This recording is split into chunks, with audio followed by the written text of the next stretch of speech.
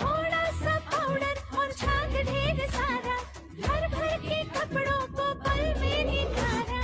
तुझे भी तो खुद को बस थोड़ा लगाना है, तुझे भी तो खुद को बस थोड़ा जगाना है। खुद के वादों से ही तो जन्मा है, तुझसा ही निरमा है, तुझसा ही निरमा है। जिद्दी दागों के लिए Nirma advance.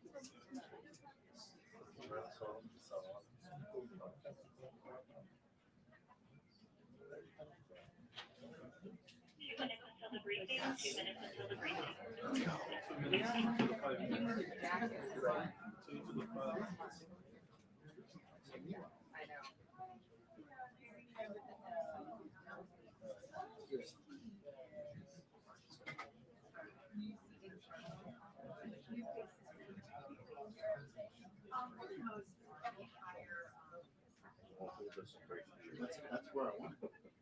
You're part of the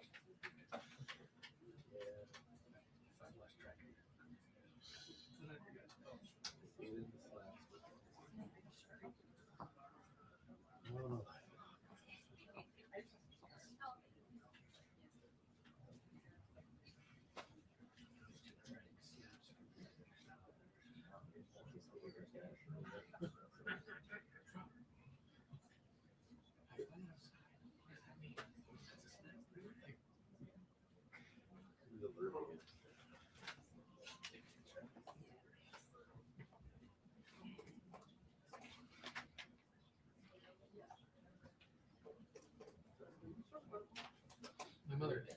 Yep. Oh, really? Those were the days. The trip commission. Oh yeah, that would have kept you busy. Were you with AP then? Yeah. Wow. Where's the most? There's families in and around Antigua. Okay. And we got a bunch of the capital now. She was great. Capital, I like that. It's gotten better. It's gotten better. My parents were just in West Virginia. Yeah. They went to higher lab, which is the mixed use commercial. Okay. Condos, Yeah. outer zones. Okay. Used to. Yeah. Let's see that.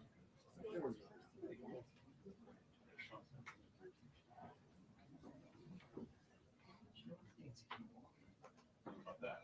It's good. He's good. How's everything? We're still married. Everything's just about it. I used to call him, just sitting and be like, "We're in the car. We're trying to drop photos, looking for masquerade." Maybe we'll just try. We won't. Okay, don't crash me. You never know. I mean, I like made it the story, but We'll watch it. I ended back in I was last there, whenever that election went real small.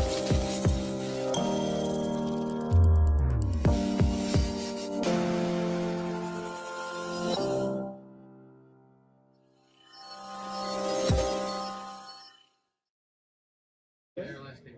Because my mother's entire side is still there. Yeah, of course. For my kids, it's fun to see. But now that they're Oh yeah. Fair enough. He calls fun the first 4 times. well, No, I only it's went good. to those in like middle school. I took my then girlfriend, my wife, years ago. 20 years ago. I wonder if they've done they've excavated now. It's the same. It's like one of the world's like most untapped treasures. Yeah. Because of the range. Instead, they just do National Geographic geomap could be there. See those? We'll dig it up and figure out what it is. It's a giant hill. It's gotta be something, but no, just leave it. Because when they did, it's going to put shame. Part of it, that's why I wasn't ready for it. But there's also like kosher. Yes, There's all sorts. I guess. security. Yeah. Maybe not to all, but some of the other ones. Yes, because you never know what you're going to do. So that's a pretty high profile. It's really cool. And it's fun because I was like, they're like, people make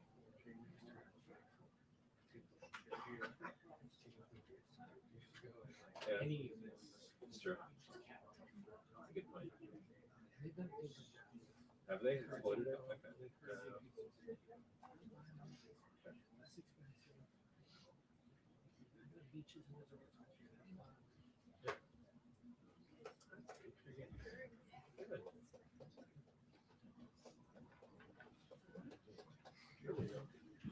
Hello, everybody. Good afternoon. Thank you for your patience as always. Let's begin with some scheduling announcements for the remainder of President Trump's very busy week. Today at 3 p.m., President Trump will host a Black History Month reception in the East Room of the White House. I know many of you will attend, and we will see you up there. Tomorrow, President Trump will host a Board of Peace meeting at the Donald J. Trump Institute of Peace, where he will announce that member states have pledged more than $5 billion towards the Gaza humanitarian and reconstruction efforts, and have also committed thousands of personnel to the International Stabilization Force and local police to maintain security and peace for Gazans. Tomorrow afternoon, the president will travel to the great state of Georgia, where he will visit 2 local businesses and give a speech on his efforts to make life affordable for working people. On Friday, President Trump will host a working breakfast with governors in the East Room here at the White House. And on Saturday night, President Trump and the First Lady will host the annual Governor's Dinner. Next, I'd like to provide an update on the economy. We're seeing promising signs every day that 2026 is going to be a record successful year for the American people, just as President Trump promised them. The January jobs report shattered expectations, highlighting how the president's pro-growth economic agenda is fueling American prosperity. The economy added 172,000 new private sector jobs to kick off the year. That's more than 2.5 times economists' predictions. The labor force participation rate went up while the unemployment rate fell. The prime age labor force participation rate is now at its highest since 2001. Most importantly, 100% of all job creation under President Trump continues to be in the private sector. This is truly remarkable. That's 615,000 private sector jobs that have been added in President Trump's second term thus far. These are real working people. These are real American families who will be living out their American dream. Meanwhile, federal government employment has shrunk to its lowest level since 1966, saving taxpayers $29 billion annually. And all of the net job growth under President Trump has gone to native-born Americans, ending the disgraceful pattern under Joe Biden of job gains going to non-citizens and illegal aliens. Additionally, on inflation, the new CPI report is even more proof of the progress made by President Trump. Despite all of the doom casting from the so-called experts, the president has managed to utilize powerful tariffs to secure trillions of dollars in investments into our country and rebalance our trade deals while simultaneously cooling inflation. Year-over-year inflation fell to 2.4% in January, beating expectations again and marking the lowest level since May. Core inflation, the best measure of inflation, dropped to its lowest level in nearly 5 years.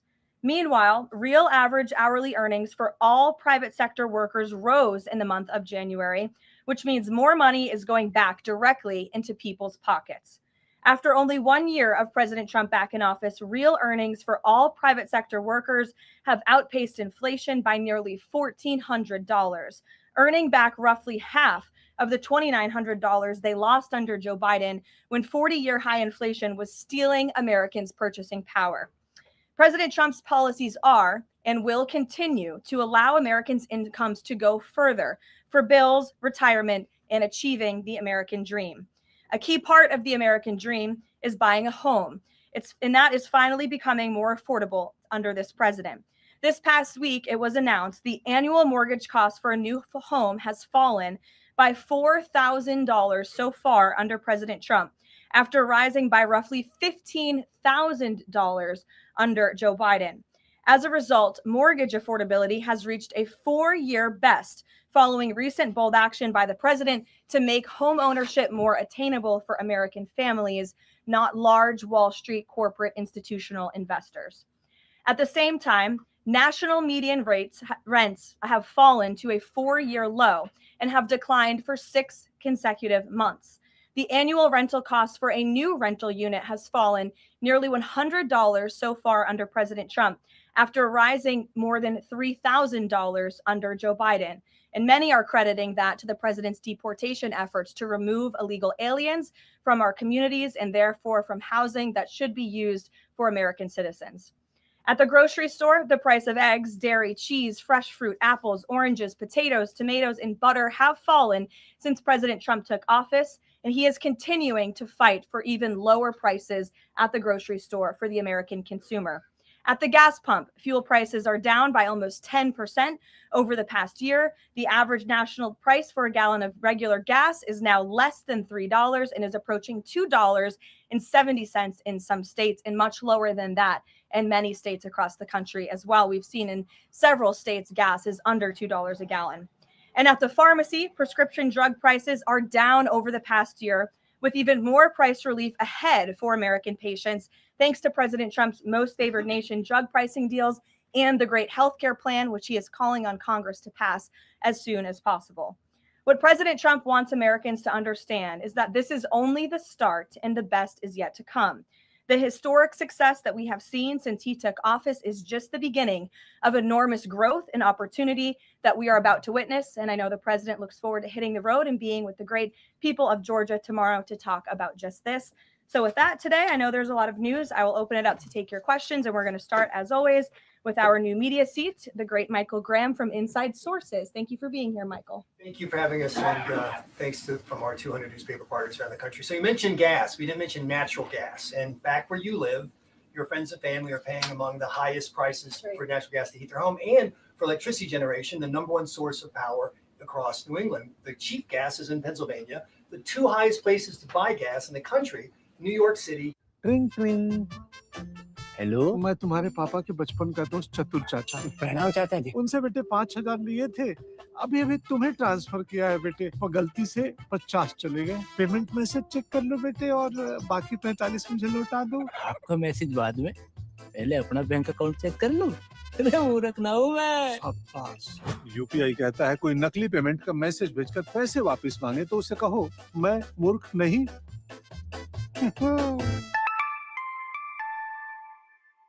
जाइए आप भी किसी का test लीजिए। Because of the Democrat policies in the area. From the federal government's perspective, the president and the National Energy Dominance Council, Secretaries Wright and Burgum, are doing all we can when it comes to federal permitting.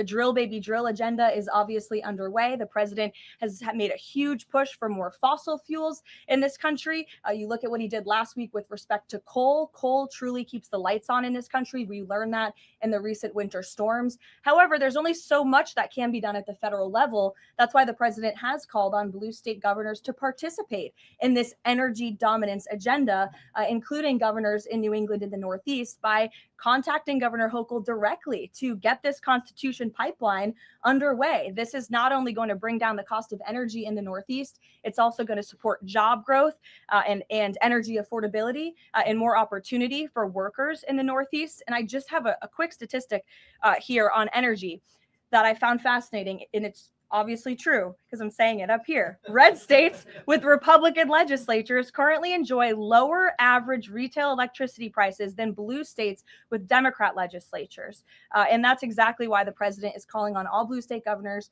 across New England and the Northeast to get on board. Let's bring prices down for all Americans, whether they live in a red or a blue state. So right down the street from your alma mater, San Anselm College, is talking about building an ICE facility that's causing a lot of political agita in New Hampshire, and for the Republican governor, Kelly Ayotte. Seems to be some miscommunications argued on both sides.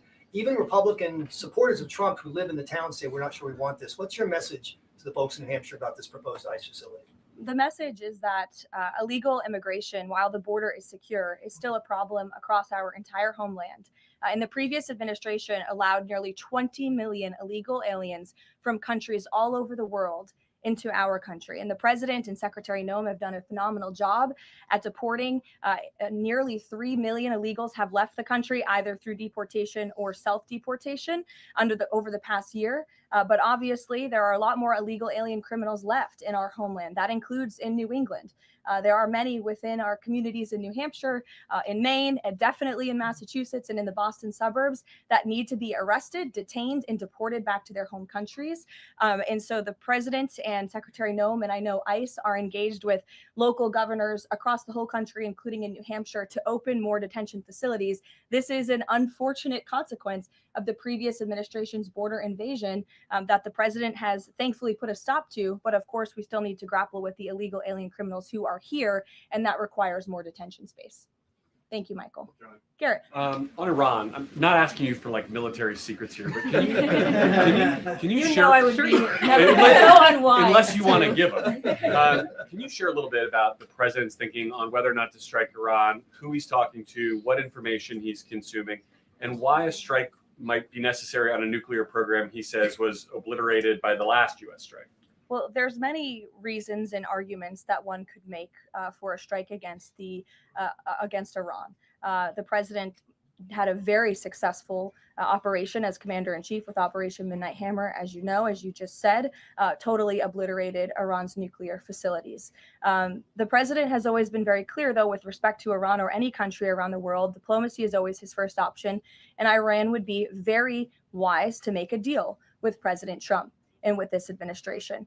He's talking to many people, of course, his national security team, first and foremost, and you know who the members of that team are.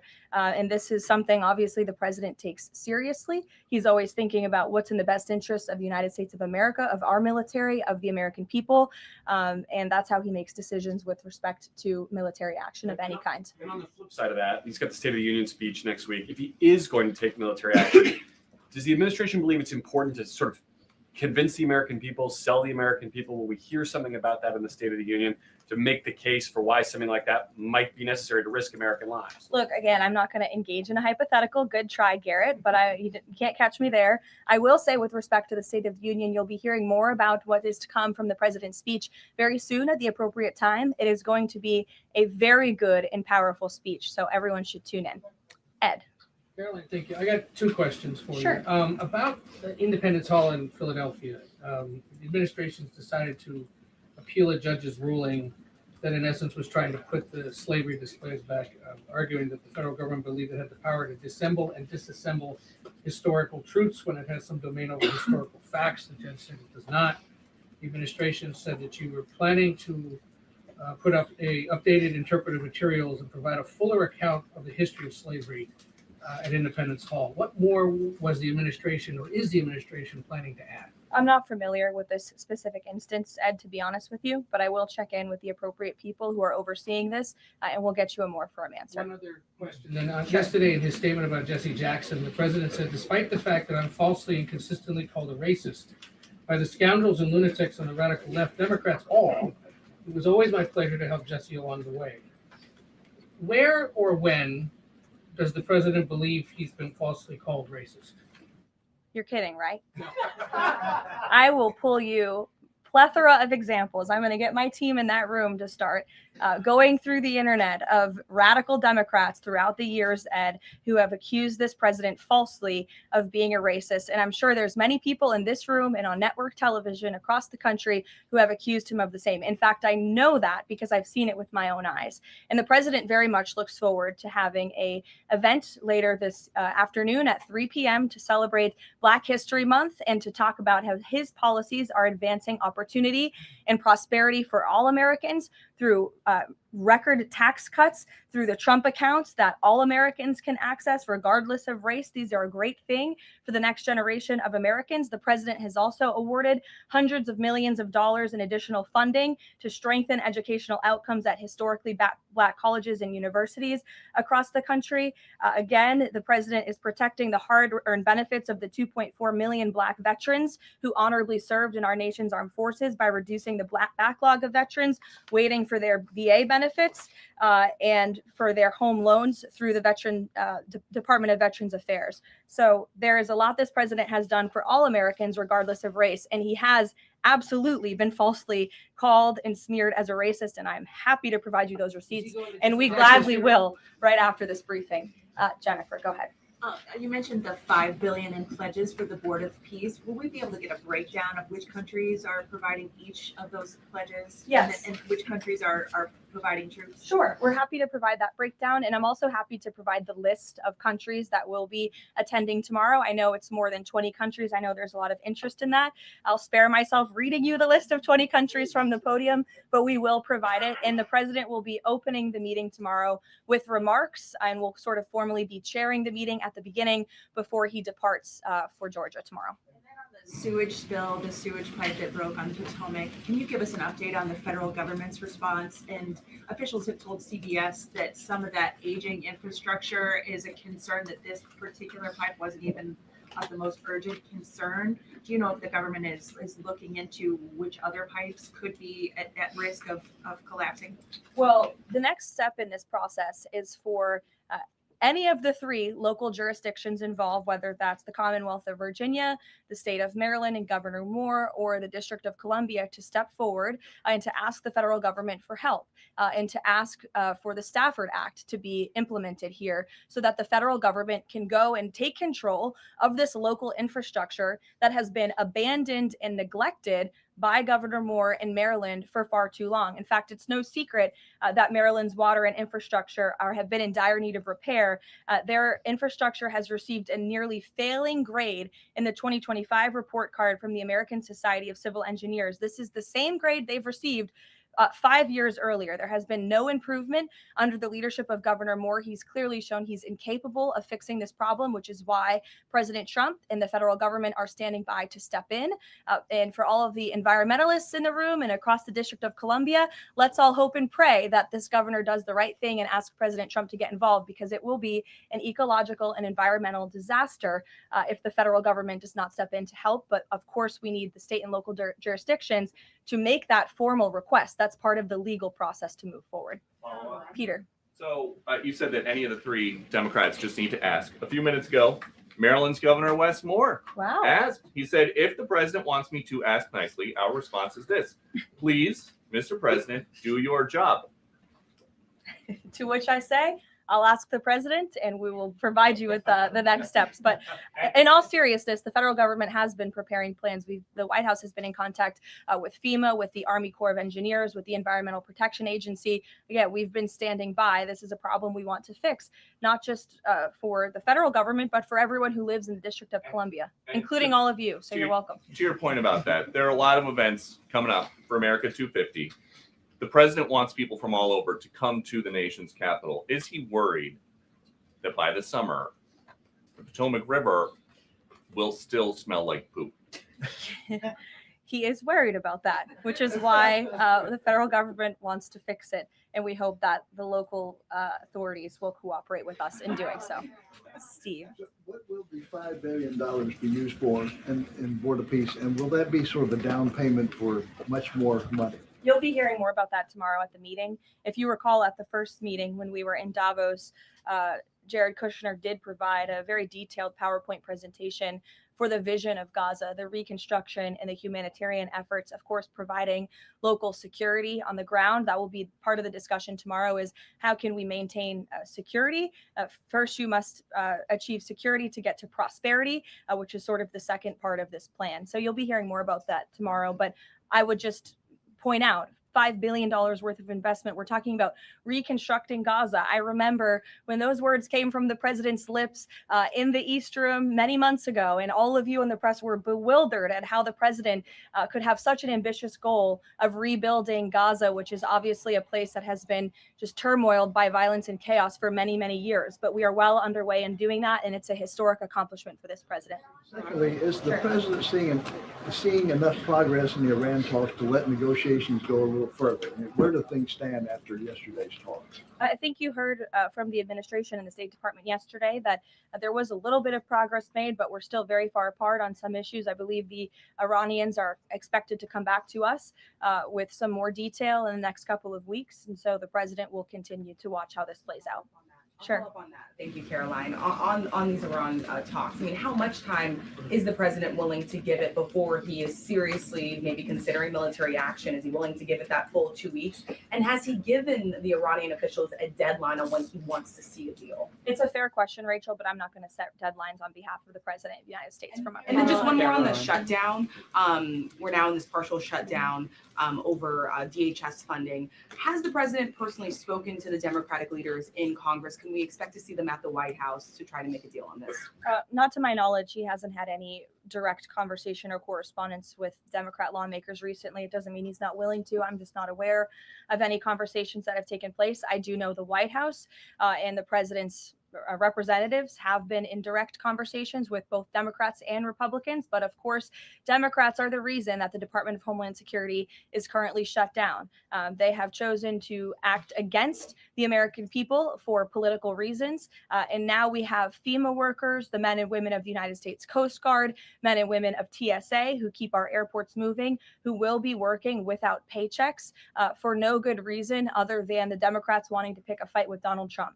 And the president thinks that is irresponsible and despicable. He wants the government to be open. We've been engaged in good faith negotiations with the Democrats. Last night, they sent over a counter proposal that frankly was very unserious, and we hope they get serious very soon because Americans are going to be impacted by this. Sure. Thanks, Caroline. President Trump has talked about a forthcoming executive order on voter ID.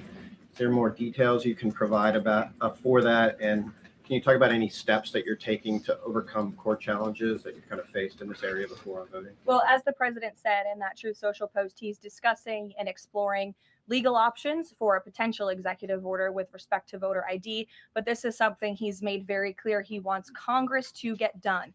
The Save America Act is a common sense piece of legislation that has now passed the House of Representatives to ensure that voter ID is a requirement in the United States of America. This is a common sense policy that nearly 90% of the country agrees with. You need an ID to go and purchase alcohol. You need an ID to go to the library and check out a book.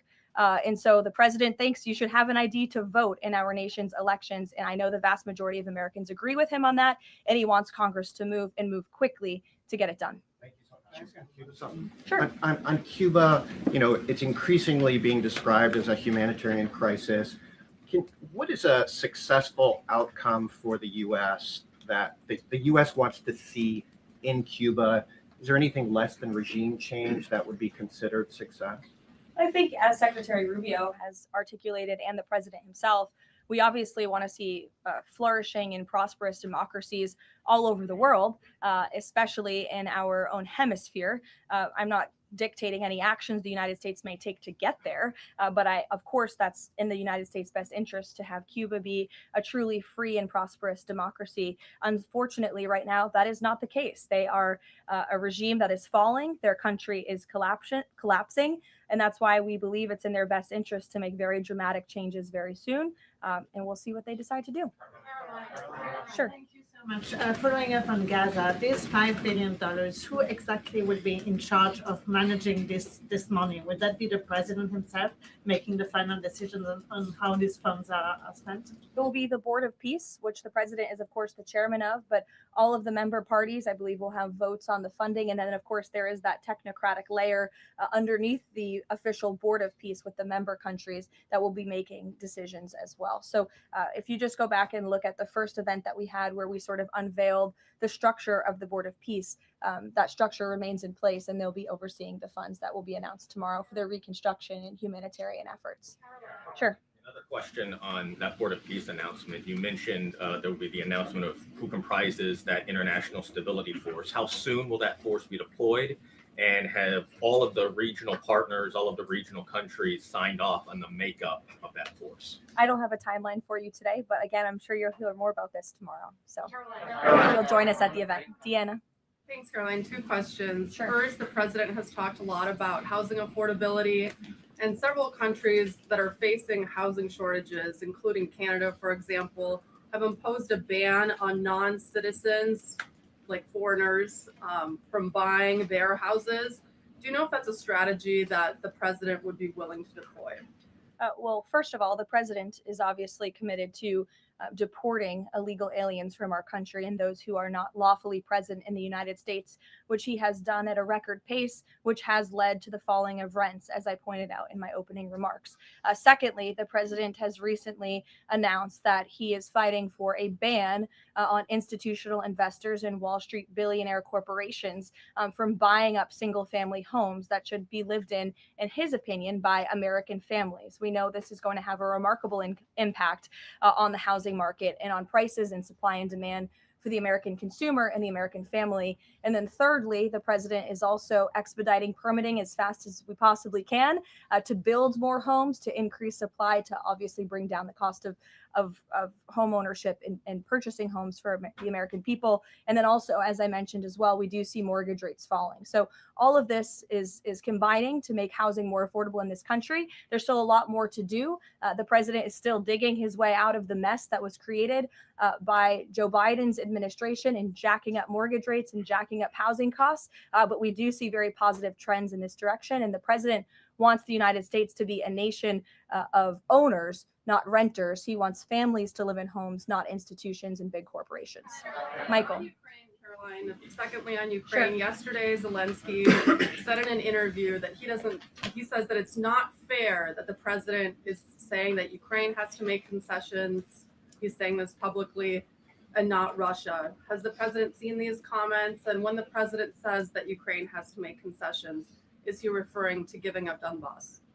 I think the president would respond to that by saying he does not think it's fair that thousands of Ukrainians are losing their lives, and Russians too, in this deadly war. And that's why the president and his team have committed a tremendous amount of time and energy in bringing this war that is very far away from the United States of America, but nevertheless, this is a president of peace. And so he's committed a tremendous amount of time and energy to bringing this war to an end. Just yesterday, there was another round of trilateral talks between the U.S., Russia, and Ukraine. There was meaningful progress made in both parties. Both sides agreed to update their respective leaders and to continue to work towards a peace deal together. So there will be another round of talks in the future. But I think the president views this entire situation as very unfair, not just for Russians and Ukrainians who have lost their lives, but also for the American people and the American taxpayer who were footing the bill for this war effort before President Trump put a stop to it. And I would just remind everyone around the world that the United States is still selling weapons to NATO that are then being sent to Ukraine in their defense of their freedom in their borders. Michael. Russia is reportedly joining Iran for joint naval exercises in the Gulf of Oman this week. Has the president issued any kind of warning to Russia or even China not to involve itself if the U.S. decides to strike Iran? Not to my knowledge, no, or not that I would dictate from this podium. I wouldn't reveal the president's private conversations with world leaders. With respect to that, again, when it comes to Iran, the president has a decision to make, and he will do that. And I'm not going to broadcast what that decision may be ahead of him. President Barack Obama, Caroline, was recently asked if aliens are real. He says they're real, but he hasn't seen them. The president's daughter-in-law, Lara Trump, told Miranda Devine of the New York Post that the president has a prepared speech on this issue that he prepares to deliver at the right time. Is that true? And does the Trump administration believe aliens are real? Well, a speech on aliens would be news to me. That sounds very exciting, though. I'll have to check in with our speech writing team. And that would be of great interest to me personally, and I'm sure all of you in this room, and apparently former President Obama, too. So we'll keep you posted on that. Tyler. The White House has touted an unprecedented amount of cooperation with counties in Minneapolis after the negotiations with Tom Homan. Are those written or verbal deals with the sheriff? How many have agreed to cooperate on immigration enforcement who previously refused to do so? Yeah, the last time I spoke with Mr. Homan, which was just a few days ago, he assured us that nearly every single county in the state of Minnesota has agreed to notify ICE when they are releasing criminal illegal aliens from their jails. This is an unprecedented level of cooperation that we have not seen. It has led to not only cooperation to detain illegal aliens in Minnesota, which just this past week, I have looked at the list. They've detained some very heinous people who none of you would want living in your communities. But has also led to a much more calm situation on the ground. We've also seen, and you've seen this with your own eyes play out, the local police and the state police have now cooperated in the arrests of left-wing agitators and criminals who are unlawfully obstructing immigration enforcement in their efforts. So this is a huge win. And again, the president sent Mr. Homan to Minnesota to do a job, and he has done it well. And I think the situation on the ground proves that. Are those like written agreements that they've been signed by various officials in the state? These are agreements that have been made by state and local officials in the federal government, and we are seeing that cooperation play out every single day.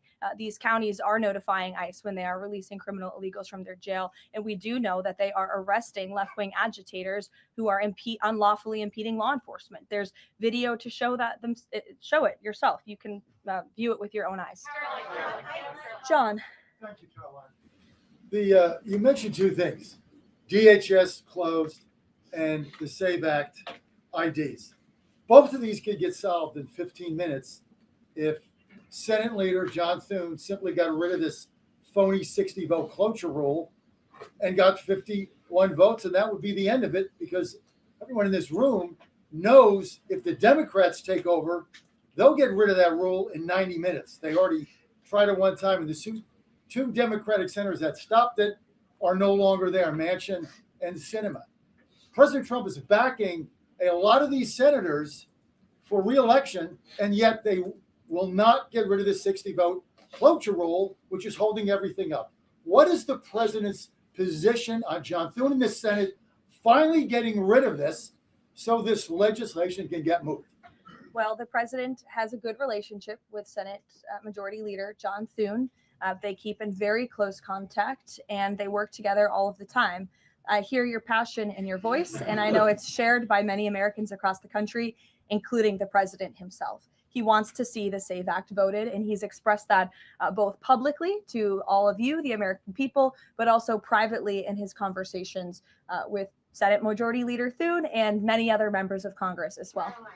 Yes, Rav, go ahead.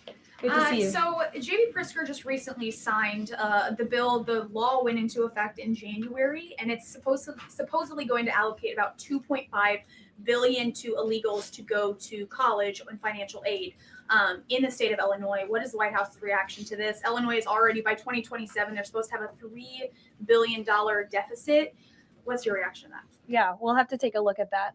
I would say the president certainly thinks that Governor Pritzker is not doing a very good job of managing his state, as evidenced by not only the waste, fraud, and abuse, but also the crime in the city of Chicago that unfortunately Governor Pritzker has refused to pick up the phone and call the White House and ask for help on, which is something his residents want him to do, but he refuses to do for political reasons. As for the specific money, we'll take a look and get you an answer. You're welcome. John. Thanks a lot, Caroline. Two questions. One is about the president's trip to Georgia tomorrow. If you can provide some additional information about that, why Northwest Georgia was chosen for this particular trip, for instance. Sure.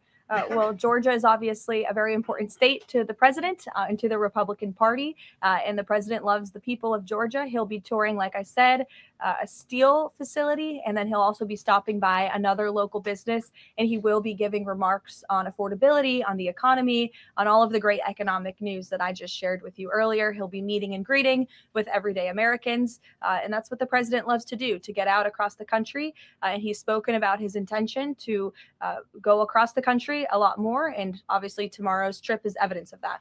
Secondly, last week, as you know, big event that took place in the Roosevelt Room, the president announcing that the EPA has repealed these federal limits on emissions for cars, trucks, and power plants.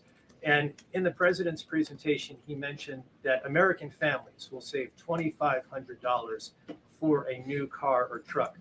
Where is the promise coming from automakers that they're going to pass along their savings to those families all across the country? It's a great question, John. That was an economic analysis that was provided to the president, and I'd be happy to provide that to you so you can take a look yourself. But I'm glad you brought up the president's announcement last week, because this is one of the largest deregulatory actions ever taken in the United States of America. And overall, it's going to save our country $1.3 trillion in regulatory burdens that have really done nothing for our country, nothing for our environment, nothing for our economy. In fact, this announcement received widespread and bipartisan praise. I think I recall seeing the editorial board of the Washington Post, of all places, even commending the president and Administrator Zeldin for this historic action last week. So there's no doubt it is going to save the American consumer money, and I'd be happy to provide that specific economic analysis to you.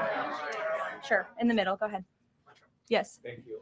Governor Moore in Maryland signed a bill that is ending the law enforcement cooperation with ICE. And by doing that, a lot of local sheriffs are not happy. And in fact, they met today in Annapolis to come up with either a legal action. What is the message of the White House to those sheriffs and to the residents of Maryland? Well, first of all, it's another despicable action by Governor Wes Moore. Why would you prevent your state and local law enforcement from cooperating with federal law enforcement? If you just ask them, to your point, if you ask a sheriff across the country if they want to have that level of cooperation and coordination with the federal government, of course they do. It makes their jobs easier. It keeps them out of hostile and dangerous environments.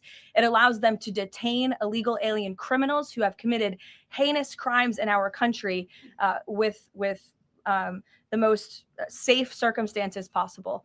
So the president, of course, continues to always stand on the side of law enforcement. And this is another just horrible and frankly political action taken by Governor Wes Moore. And unfortunately, the people of his state are going to reap the consequences of it. Sure. Thank you, Caroline.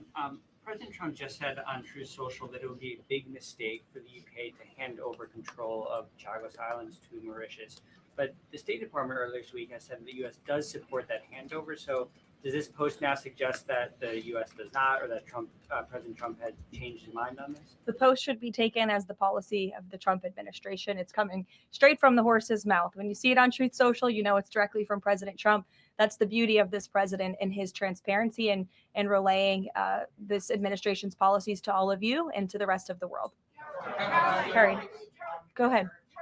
There's been a series of walkouts from public school students that have been sort of provoked by a number of public school administrators. What are your thoughts on this? What's the administration's thoughts on this? Will they be taking any actions on these walkouts against ICE?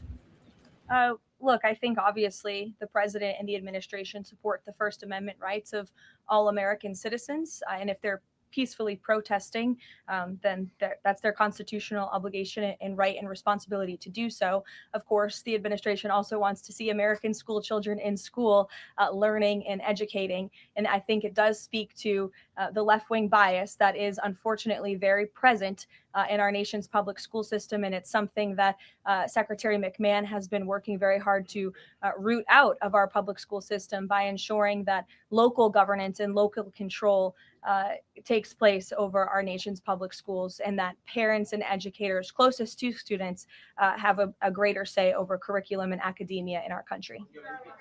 Take a couple more. Go ahead. Thank you, Caroline. The Vatican announced earlier today that they would not be joining the Board of Peace initiatives over concerns that it could potentially compete with the United Nations over handling crisis conflicts. What's the White House's response to that? Yeah, look, we saw that. I think it's deeply unfortunate. I don't think that peace should be partisan or political or controversial. And of course, the administration wants all those who were invited to join the Board of Peace to join, because again, the Board of Peace is overseeing the reconstruction of a territory that has been plagued with violence, with bloodshed, with poverty for far too long. And this president has a very bold and ambitious plan and vision to rebuild and reconstruct Gaza, which is well underway because of the Board of Peace. This is a legitimate organization where there are tens of member countries from around the world, and we think that's an unfortunate decision. In the back, sure. I'll go to both of you, sure. Okay. Go ahead, and then Jake, you can go. Caroline, can you tell me, is there an update regarding the tariff rebate checks that the White House has promised? I don't have an update for you on timeline, but I know that it's something that the president and his economic team continue to very seriously discuss. I've got two questions. First, does the president see some sort of religious or prophetic component to the unfolding developments in the Middle East?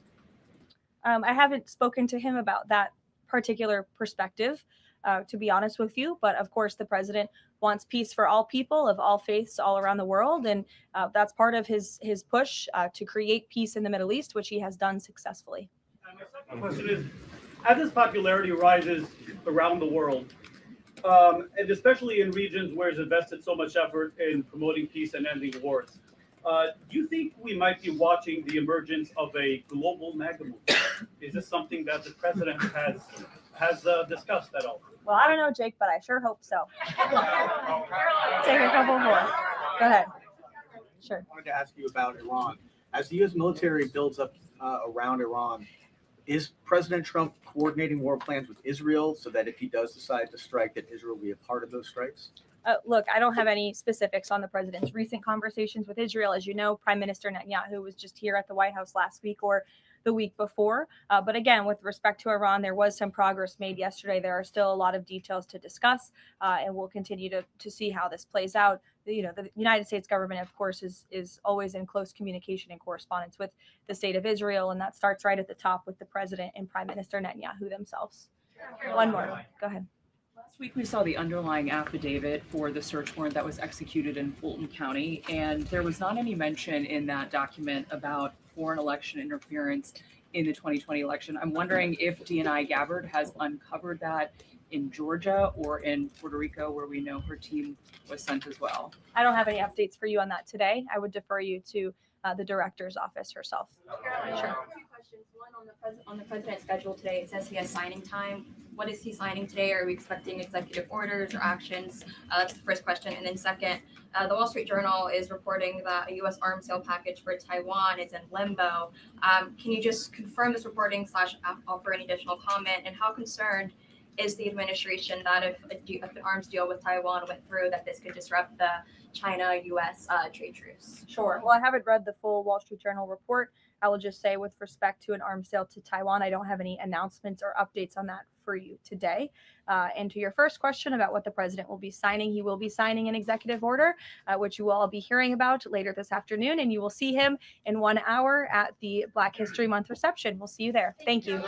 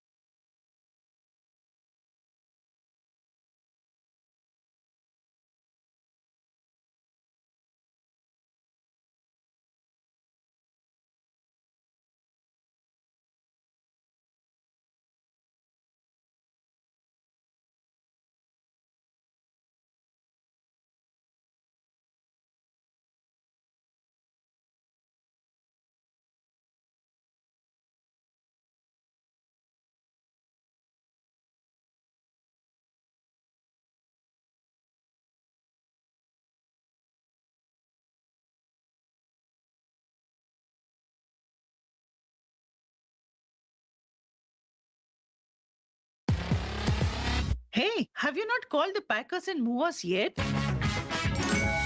Choose no broker packers and movers and shift safely with 100% damage-proof multi-layer packaging, trained professionals and on-time delivery. Book now. No broker hai na.